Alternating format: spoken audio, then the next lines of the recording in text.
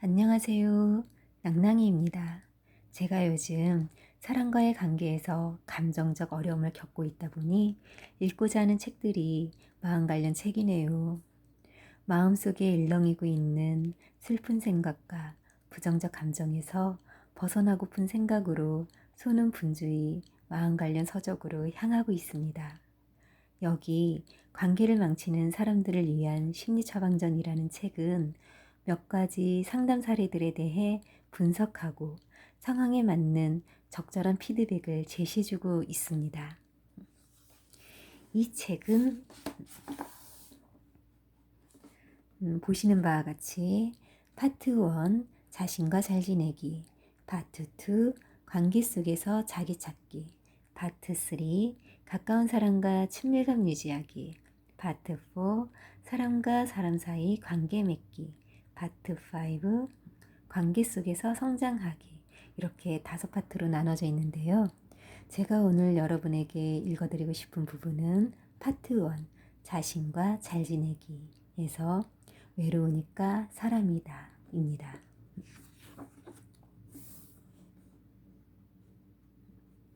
외로우니까 사람이다. 저는 외로움을 많이 타는 디자이너입니다. 주변 동료들의 말에 의하면 제가 인간관계에 서툴다고 합니다. 상사에게 아부할 줄도 모르고 인맥도 쌓을 줄 모른다는 것이죠. 그저 할 일만 열심히 하는 타입이라고 합니다. 동료들과 친하게 지내며 인간관계를 돈독히 하고 싶었는데 그런 평가를 듣고 충격을 받았습니다.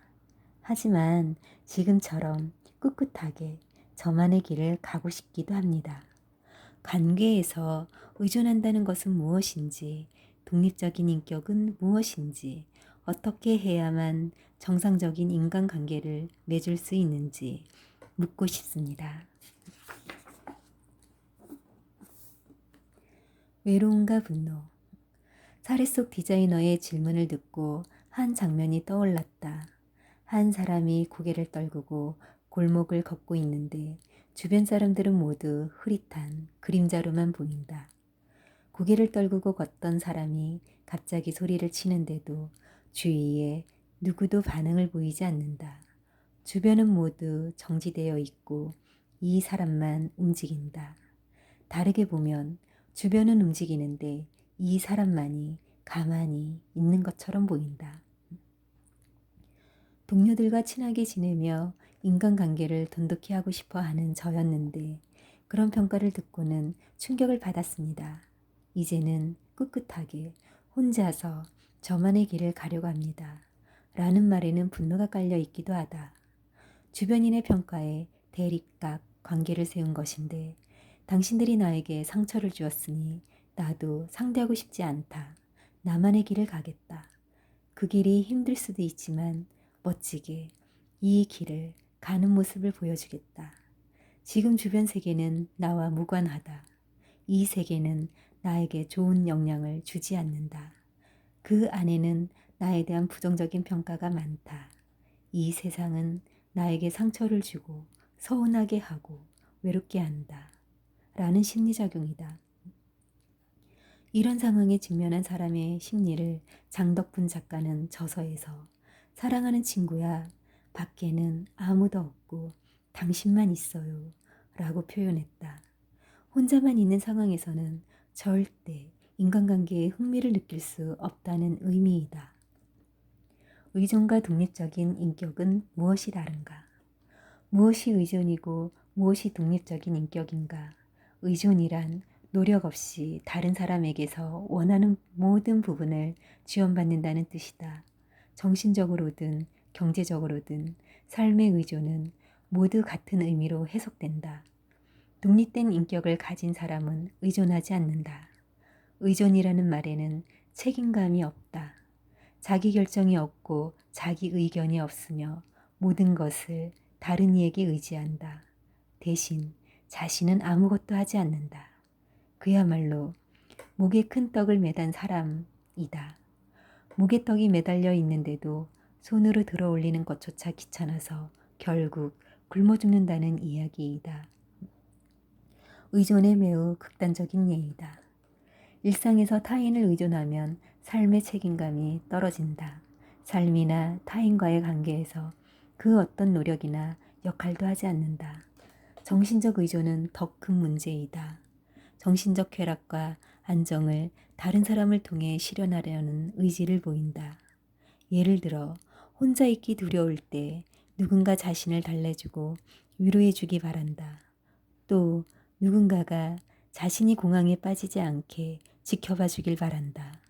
스스로 해결할 방법은 아예 고민하지 않는다.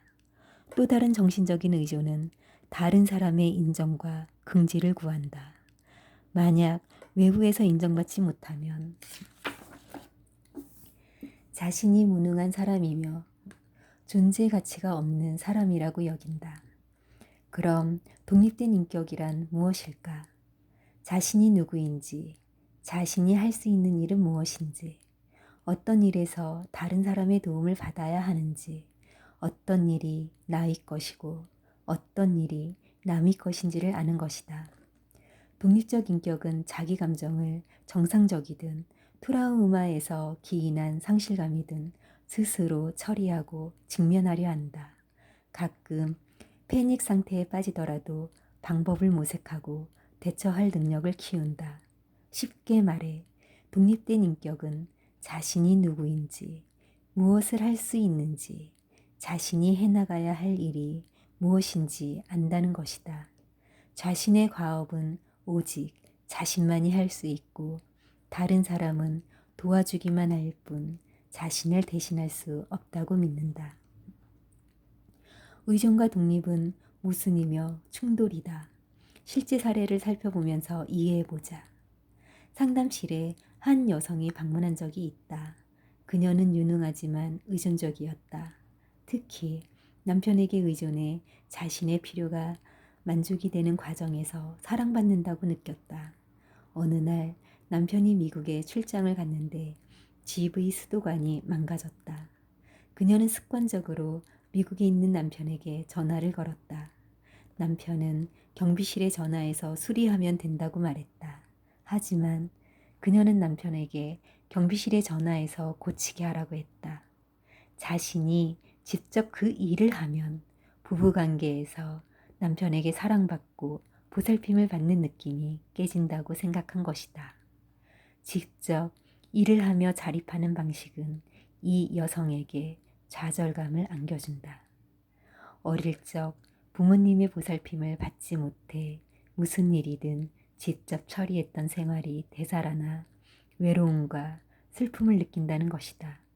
그래서 그녀는 이 기분과 경험을 답습하고 싶지 않았다.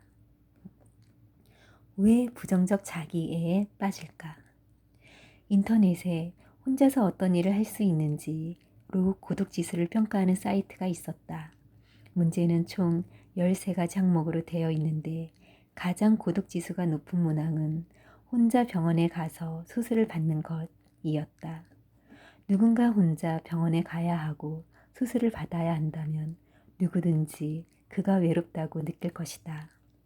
사람들은 때로 스스로 고독하다고 느끼기도 한다. 외로울 때 주위에 마음 나눌 친구가 없거나 모든 걸 자기가 책임져야 할 때는 자기 연민에 빠지기도 한다. 다른 각도에서는 자신이 고독한 영웅이라는 비장한 생각마저 든다. 이런 비장함은 자신에게 특별한 힘을 주는데 나르시시즘이다. 나르시시즘은 순수한 나르시시즘과 부정적인 나르시시즘으로 나뉜다. 후자는 다른 사람에게 칭찬이나 격려를 받아도 선의로 받아들이지 못한다. 자신이 직접 내리는 평가만 인정하고 외부의 목소리는 배척한다. 자신이 고독한 영웅이라고 느끼면서 무슨 일이든 누구에게도 의지할 수 없다고 생각한다. 부정적 자기애로 자신의 완전함을 보호하려는 자세이다. 이런 현상이 발생하는 데는 3가지 원인이 있다.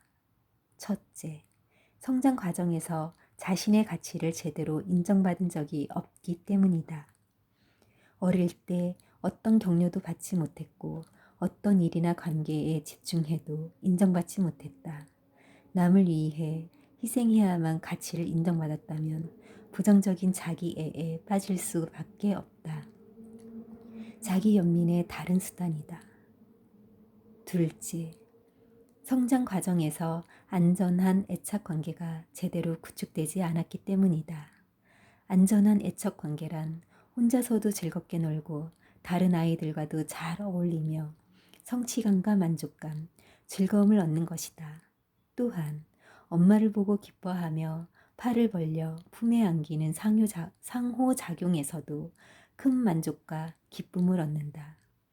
그런데 염두할 것은 안전한 애착 관계가 갈등이나 회피의 애착으로 변할 수도 있다는 것이다.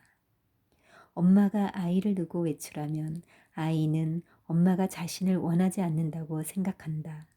그래서 엄마가 돌아와도 모른 척 외면한다. 엄마가 자신에게 상처를 주었기에 친밀한 애착 관계를 끝내려는 것이다. 또다시 엄마가 떠났을 때 외로움을 느끼기 싫은 까닭도 있다. 이런 회피적 애착은 불완전한 애착 관계다. 내담자의 인간관계가 바로 여기에 해당한다. 분명 다른 사람과 인간관계를 맺고 싶음에도 조그만 좌절이라도 겪게 되면 자신의 세계로 들어가 버린다. 아무도 상대하지 않고 열심히 일에만 몰두한다. 그러나 바쁜 일상에 빠질수록 인간관계에는 변화를 이끌지 못한다. 인간관계를 넓힐 수도 없다. 그럼 이런 경우는 어떨까? 아이가 바로 옆에 있는데 엄마는 바쁘게 일한다. 아이는 무엇인가 말하려 하지만 엄마는 도무지 눈을 마주쳐주지 않는다. 잠깐 쉬는 틈에도 엄마는 일 생각뿐이다. 아이는 엄마와 대화하기를 포기한다. 열심히 일하는 냉담한 엄마와 원하는 것을 이루지 못하는 아이. 이 모자 관계는 단절된 두 개의 세계에 놓인 것처럼 절망스럽다. 엄마는 아이를 거추장스럽게 여기거나 자신이 책임지고 돌봐야 할 대상으로 보는 것이다.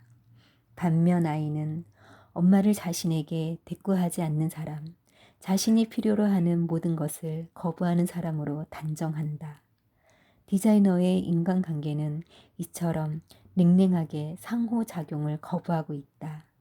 이런 관계에서 악착같이 일하는 냉담한 엄마는 다른 사람일 수도 있고 어쩌면 디자이너 자신일 수도 있다. 셋째, 타인의 평가에 너무 민감하기 때문이다. 자기 확신이 없는 사람은 다른 사람의 평가에 휘둘린다. 옳은 일을 해야만 엄마에게 무시당하지 않고 더 사랑받았던 기억 때문이다. 엄마의 관심을 얻기 위해 아이는 언제나 옳은 일을 열심히 한다. 성인이 주변의 평가에 민감한 것도 아이가 옳고 그름에 집착하는 것과 비슷하다. 다른 사람의 칭찬과 공감으로 자기 가치와 존재를 확인받기 위함이다. 그러나 분명히 알아야 할 것은 사람들의 평가에는 모두 개인적인 목적이 있다. 자신의 이익을 담아서 해주는 말이다. 어느 날 20대 청년이 상담을 신청했다.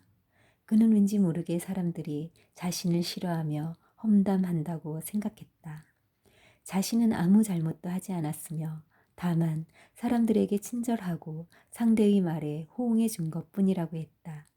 나는 그에게 탁월한 사교성이 있다는 사실을 아느냐고 물었다. 험담의 내용 대부분이 사교에 관한 것이었기 때문이다. 그는 성격이 나쁘고 능력이 모자라서가 아니라 주변에서 사랑받는 그를 질투해 유발된 험담이었다. 이처럼 사람들의 평가에는 말하는 사람의 의도가 담겨 있다. 평가하는 것 자체가 개인적 동기를 만족시키기 위한 수단이다. 그런데도 남의 평가에 연연하면 거대한 함정에 빠지는 꼴이 되고 만다. 일종의 퇴행이다.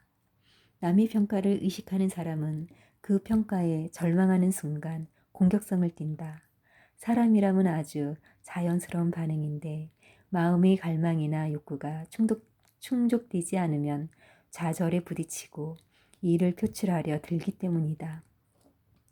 욕설을 퍼붓거나 상대의 나쁜 점을 지적하는 공격으로 드러난다. 다른 사람이 자신을 멍청하다고 평가하면 그를 바보라고 평가한다. 더 나아가 멍청이나 맹한 인간이라는 표현도 서슴지 않는다.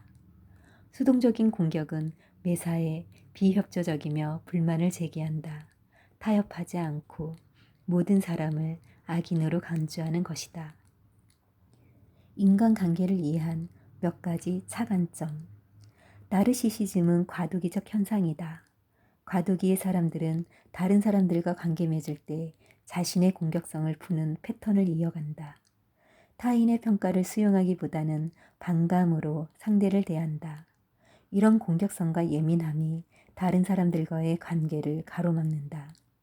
그러므로 과도기를 거친 뒤 정상적인 인간관계를 맺기 위해서는 다음 몇 가지 차관점에 주시하자. 첫째, 누구나 완벽하지 않다. 완벽하지 않은 상대를 수용하면 자신도 다른 사람으로부터 용납을 받는다. 진지하게 자신과 대화하며 자신의 부족한 부분을 받아들이는 연습을 하자. 예를 들어, 나는 완벽하지 않아. 만약 남들이 나를 좋아한다면 지금과 같은 불완전한 나를 좋아하는 것일 거야. 라고 털어놓는 것이다. 만약 남들이 완벽한 나의 모습을 좋아하는 거라면 그들에게 실망을 안겨줄 수도 있어. 하지만 그건 내 잘못이 아니라 상대방의 문제야. 라는 긍정적 자기 합리화도 좋겠다. 이런 방식으로 마음을 세팅하고 인간관계를 넓힐 용기를 마련해야 한다. 이것이 남의 평가에 의연해지는 하나의 방법이다. 둘째, 자신에게 의존성이 있는지 점검하자. 만약 남에게 강하게 의지하고 싶어진다면 자신에게 나는 성인이다. 나는 스스로 충분히 책임질 수 있다. 삶과 생명은 모두 내 것이다. 도와줄 사람이 있기도 하지만 나는 충분히 나를 보살필 수 있다. 라고 말하라. 셋째, 자신의 자존감이 다른 사람의 평가로부터 비롯된다면 자신을 자주 성찰하자. 진정한 자기 모습을 보고 어떤 사람인지 알아보려는 노력이 필요하다.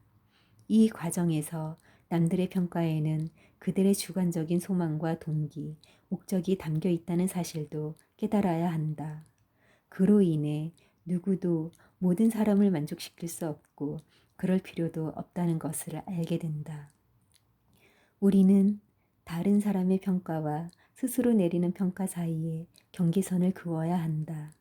경계가 생기면 다른 사람의 부정적인 평가에 강한 분노로 맞서지 않을 수 있다. 자신이 남들과 똑같으며 스스로 독특한 사람이 아님을 깨닫기 때문인데 그로 인해 천천히 다른 사람과 원만한 관계를 맺는 방법을 알아가게 된다. 사람들 사이에 차이가 없고 모두 비슷하며 어느 부분에서는 서로 통한다. 이 사실을 알면 인간관계에서 홀가분해진다. 넷째, 타인에 대한 비합리적인 기대를 타파해야 한다. 사람에게는 비합리적인 기대라는 흥미로운 심리가 있다. 모든 사람이 공평하고 공정하게 자신을 대해줘야 하며 그렇지 않으면 나쁜 사람이라고 생각한다. 하지만 이는 절대 이루어질 수 없는 비합리적 신념이다. 세상에는 그토록 완벽하게 공평하고 공정한 사람은 단 한 명도 없다. 그러므로 이런 사고를 한시라도 빨리 깨트려야 한다. 그렇지 못하면 다른 사람의 평가, 타인이 자신을 대하는 방식과 태도에 민감해질 수밖에 없다. 다섯째, 정신적 독립을 유지하면 다른 사람에게 의존하지 않는다. 누구든 타인과의 관계는 애착으로 얽혀 있다. 엄밀히 말하면 애착이 있어야 제대로 된 관계가 형성된다. 관계에서 사람들은 사람과 사람 사이의 상호작용을 경험한다. 아름답고 행복한 기억도 얻지만 실망하고 실패하는 기억도 얻는다. 이렇게 작고 특별한 기억으로 관계는 끊임없이 이어진다. 그 가운데서 자신의 존재감이 확립되는 것이다. 성장에 따른 두려움의 경험은 필수적이다. 그러니 남의 도움을 기다리기보다 자신의 힘으로 인간관계를 형성하고 넓혀가야 한다. 여기에 책임감은 필수다. 자신을 책임지는 사람이 돼야 진정한 의미의 어른이 된다. 타인의 평가에서 정신적으로 독립하자. 다른 사람은 당신 생명을 더욱 온전하고 풍성하게 도울 뿐이다.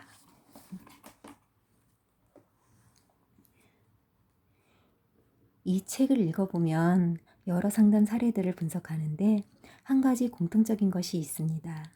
내담자들이 힘들어하는 감정의 이면에는 유년 시절 성장하면서 부모와 어떤 관계를 형성했는지가 상당한 영향을 미쳤다는 겁니다. 내 자신을 돌아보게 되더군요. 난 내 아이와 잘 지내고 있는 건지, 한창 자라고 있을 아이의 인격 형성에 부정적인 영향은 미치고 있지는 않은지, 아이도 커서 나처럼 인간관계에 힘들어하지는 않을런지. 잘 살아야겠습니다. 아이를 위해서, 그리고 내 자신을 위해서 정말로 부끄럽지 않게 잘 살아야겠습니다. 언제나 화이팅입니다. 낭낭이었습니다.